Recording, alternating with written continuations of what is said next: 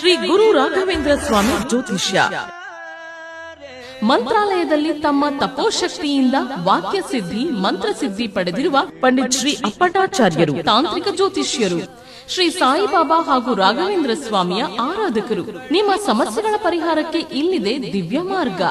Divorce problem, ಅನಾರೋಗ್ಯ, ಪ್ರೇಮ ವಿಚಾರ, ಸಂತಾನ, ಸಾಲಬಾಧೆ, ಕೋರ್ಟ್ ಕೇಸ್, ವ್ಯಾಪಾರ, ಮಾಟ ಮಂತ್ರ ತಡೆ, ಶತ್ರುಕಾಟ, ಕೌಟುಂಬಿಕ ಕಲಹ, ಇನ್ನೂ ನಿಮ್ಮ ನಿಗೂಢ ಗುಪ್ತ ಸಮಸ್ಯೆಗಳಿಗೆ ಶ್ರೀ ರಾಘವೇಂದ್ರ ಸ್ವಾಮಿಯ ಮೂಲ ಬೃಂದಾವನ ರಹಸ್ಯ ಬಲಿಷ್ಠ ಪೂಜಾ ಶಕ್ತಿಯಿಂದ ಕೆಲವೇ ದಿನಗಳಲ್ಲಿ ಶಾಶ್ವತ ಪರಿಹಾರ ಶತಸಿದ್ಧ.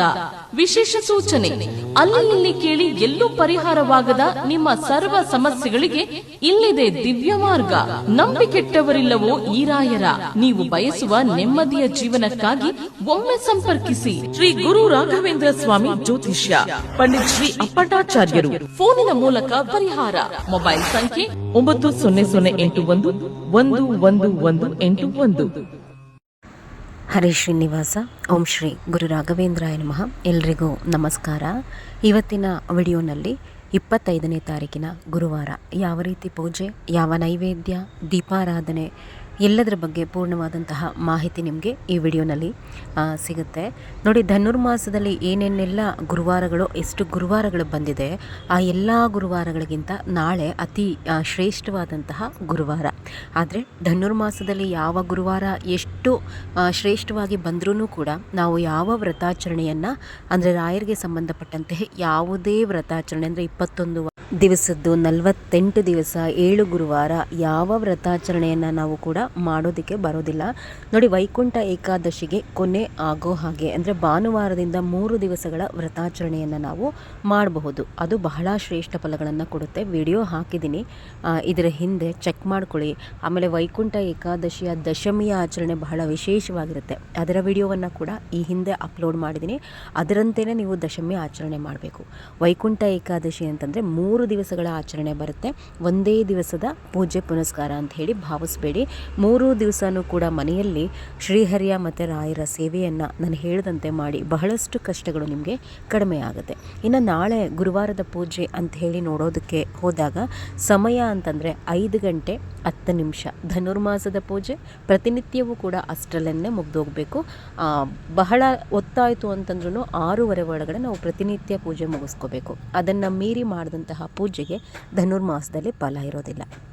ಗುರುವಾರ ನಾಳೆ 5:10 ಒಳಗಡೆ ನಿಮ್ಮ ಪೂಜೆಯನ್ನು ಮುಗಿಸ್ಕೊಳ್ಳಿ. ಇನ್ನು ಪೂಜೆ ಅಂತ ಹೇಳಿ ಬಂದಾಗ ಯಥಾ ಪ್ರಕಾರ ರಾಯರ ಫೋಟೋ ಒರೆಸ್ಕೊಂಡು ಗಂಧ ಮತ್ತು ತುಳಸಿ ತಪ್ಪದೆ ಏರಿಸ್ಕೋಬೇಕು. ಮತ್ತು ಸ್ವಲ್ಪ ಚಿಂತಾಮಣಿ ಹೂಗಳನ್ನು, ಸಿಕ್ಕಿದ್ರೆ ಪಾರಿಜಾತ ಹೂಗಳನ್ನು ರಾಯರಿಗೆ ಅರ್ಪಣೆ ಮಾಡಿ. ಇನ್ನು ಶ್ರೀಹರಿಯ ಪೂಜೆಗೆ ನೀವು ಎಲ್ಲ ಸಿದ್ಧತೆ ಮಾಡಿಕೊಂಡು ಒಂದು ಮಣ್ಣಿನ ದೀಪವನ್ನು ಅವ್ರ ಮುಂದೆ ಹಚ್ಕೊಳ್ಳೋ ಅಂಥದ್ದನ್ನು ಮಾಡಬೇಕಾಗತ್ತೆ. ರಾಯರ ಮುಂದೆ 2 ದೀಪ, ಅಂದರೆ ಮಾಮೂಲಿ ಬೆಳ್ಳಿ ಇಲ್ಲ ಹಿತ್ತಾಳೆ ಆ ಥರದ 2 ದೀಪದ ಜೊತೆಗೆ 1 ಮಣ್ಣಿನ ದೀಪವನ್ನು, 3 ದೀಪವನ್ನು ತುಪ್ಪದಲ್ಲಿ ಹಚ್ಕೊಳ್ಳೋ ಅಂಥದ್ದನ್ನು ಮಾಡಿ.